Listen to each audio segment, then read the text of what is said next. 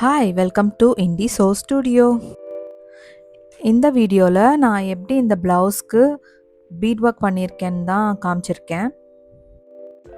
இந்த ப்ளவுஸோட stitching process பார்க்கணுன்னா இன்னொரு வீடியோ இருக்குது. என்னோட ப்ளவுஸ் பிளேலிஸ்ட்டில் போய் நீங்கள் பார்த்தீங்கன்னா இந்த ப்ளவுஸ் இருக்கும். மறக்காமல் அந்த வீடியோவை பாருங்கள். நான் எடுத்திருக்கிறது ரொம்ப சிம்பிளான ஒரு டிசைன் தான். இந்த டிசைன் நானே தான் யோசித்து டிசைன் பண்ணது. ஃபியூ இன்ஸ்பிரேஷன்ஸ் நான் ரீல்ஸ்லேயோ இல்லை பின்ட்ரெஸ்ட்லேயோ எடுத்திருப்பேன். பட் கம்ப்ளீட்லி இது நானே டிசைன் பண்ணது தான். இந்த சிம்பிளான டிசைனே எனக்கு 4 days ஆச்சு பண்ணுறதுக்கு. கண்டினியூஸாக பண்ணல. அட்லீஸ்ட் ஒரு டேயில் 4 to 5 hours நான் ஸ்பெண்ட் பண்ணேன். டிசைன் நான் எக்ஸ்பிளைன் பண்ண தேவையில்லைன்னு நினைக்கிறேன் எப்படி போட்டேன்னு. அதை நீங்களே பார்க்கலாம். ரொம்ப சிம்பிளான ஒரு ஒர்க் தான் இது. ரொம்ப சிம்பிளான மெத்தட்லேயும் பண்ணியிருந்தேன். ஃபஸ்ட்டு ப்ளவுஸில் மார்க் பண்ணிவிட்டு அதுக்கப்புறம் இந்த மாதிரி பீட் ஒர்க் பண்ணிவிட்டு அதுக்கப்புறம் வந்து ஸ்டிச் பண்ணுறது எனக்கு நல்ல ஐடியாவால் தோணலை. ஸோ நான் இந்த மாதிரி பண்ணிக்கிட்டேன். நடுவில் நிறைய மிஸ்டேக் பண்ணியிருந்தேன். அதனால் ஃபஸ்ட்டே காமிச்சிருப்பேன் பிரிக்கிற மாதிரி. கலர் ரெண்டும் ஒரே மாதிரி போட்டிருப்பேன் பீட்ஸில். ஸோ அதையெல்லாம் திருப்பியும் ரிமூவ் பண்ணிவிட்டு கரெக்டாக போட்டு ஸோ அது நிறைய நான் இந்த ப்ளவுஸில் பண்ணியிருக்கேன். அது முடிக்கணுமேனு ஒரு ரீசனில் கூட இருக்கலாம். பட் த எண்ட் ரிசல்ட் வந்து ரொம்ப சூப்பராக இருந்தது. எல்லாருமே நல்லா இருந்தது அப்படின்னு பாராட்டினாங்க. அது போதும் எனக்கு தெரிஞ்சு. நான் யூஸ் பண்ணியிருக்கிற பீட்ஸ் வந்து அந்த ஒயிட் கலரில் இருக்கிறது அந்த பேர்ல்ஸ், ரியல் பேர்ல்ஸ் இல்லை.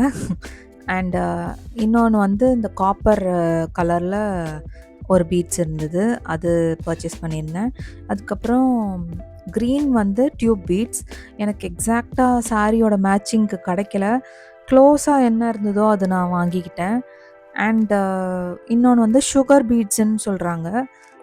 அது வந்து ஒரு ப்ரௌனிஷ் கோல்டனிஷ் கலர் மாதிரி இருக்கும் அந்த பீட்ஸ். அப்புறம் வந்து ஒயிட் இல்லை, அது க்ரீம் கலர்.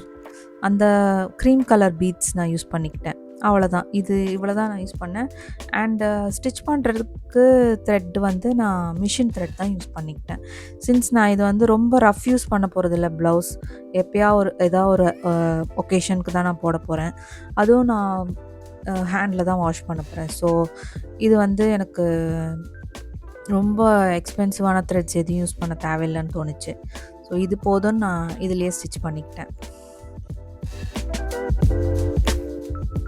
அண்ட் எவ்ரி அந்த ஒரு பீட் ஸ்டிச் பண்ணேன், அந்த டிசைன் ஸ்டிச் பண்ணேன்னா அதுக்கான நாட்ஸ் வந்து நான் கீழே போட்டுப்பேன். சப்போஸ் நான் எதாவது மிஸ்டேக் பண்ணியிருந்தா கூட அந்த செட் ஆஃப் பீட்ஸ் மட்டும் நான் எடுத்துக்கலாம்.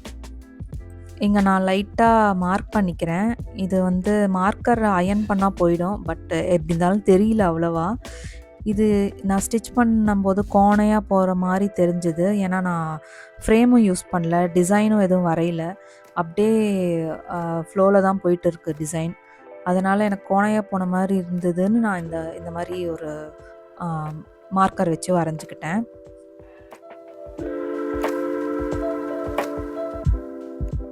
இது ஆரியில் பண்ணியிருந்தா எனக்கு தெரிஞ்சு லெஸ் தேன் அ டே முடிஞ்சிருக்கும். லெஸ் தேன் அ டே கூட இல்லை, ஐ திங்க் 6 to 7 hours முடிஞ்சிருக்கும். இது வந்து எனக்கு ரொம்ப டைம் எடுத்துக்கிச்சு. ஏன்னா ஒரு பீட்ஸையும் நான் ஊசியில் கோத்து பண்ணுறதுக்கு ரொம்ப டைம் எடுத்துக்கிச்சு.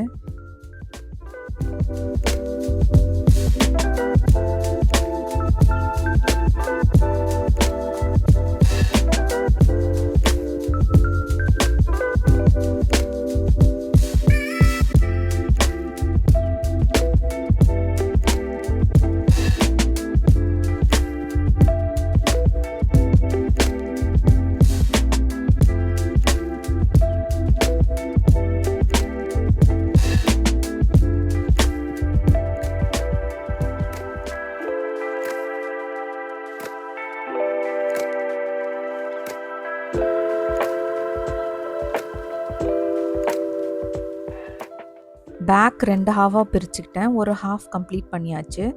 அப்படியே நான் கண்டினியூ பண்ணுவேன் ஃப்ரண்ட் சைட்லேயும். ஃப்ரண்ட் சைடில் ஒரு சைடு மட்டும் தானே பண்ணணும். ஸோ இன்னொரு சைடு பண்ணுறது வேஸ்ட்டு. சாரி வந்து மறைச்சிக்கும். ஸோ ஒரு சைடு தான் பண்ணுவேன். அண்ட் இப்போ கம்ப்ளீட்டாக நான் பேக் முடிச்சாச்சு. அண்ட் ஃப்ரண்ட்டையும் நான் கம்ப்ளீட் பண்ணிட்டேன்.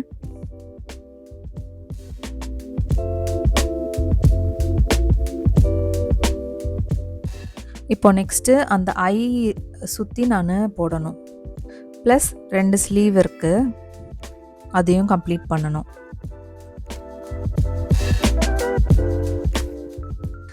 ஸோ ஐ சுற்றி வந்து நான் ஃபஸ்ட்டு மிடில்லேருந்து ஸ்டார்ட் பண்ணுறேன். மிடில்லேருந்து ஸ்டார்ட் பண்ணி அப்படியே சுற்றி போட்டுட்டு போயிடுவேன்.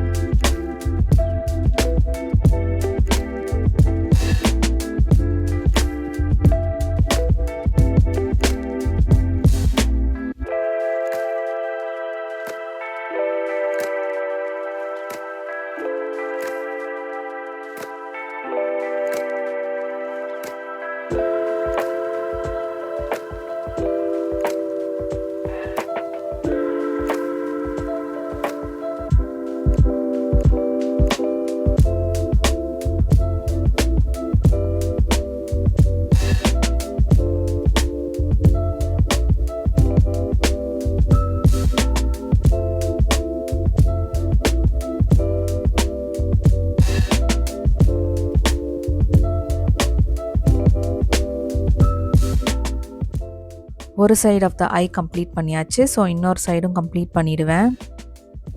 ஸோ இது வந்து அப்படியே அதோட ஆப்போசிட்டாக தான் இருக்கும். ஸோ அதையும் கம்ப்ளீட் பண்ணியாச்சு.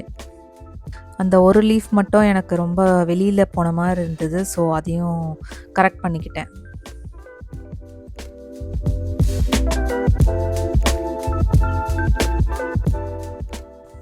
நெக்ஸ்ட்டு ஸ்லீவ்ஸ்லேருந்து ஸ்டார்ட் பண்ணோம். அந்த ஸ்டிச்சிங்லேருந்து ஒரு 1/2 இன்ச்சோ ஒரு 1/4 இன்ச் மட்டும் விட்டுட்டு கம்ப்ளீட் பண்ணிட்டேன்.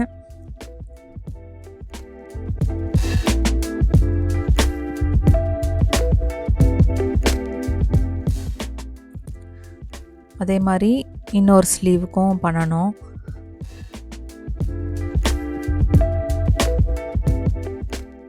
அண்ட் அதையும் கம்ப்ளீட் பண்ணியாச்சு. ஸோ ஃபுல்லாகவே நான் ப்ளவுஸ் கம்ப்ளீட் பண்ணிட்டேன்.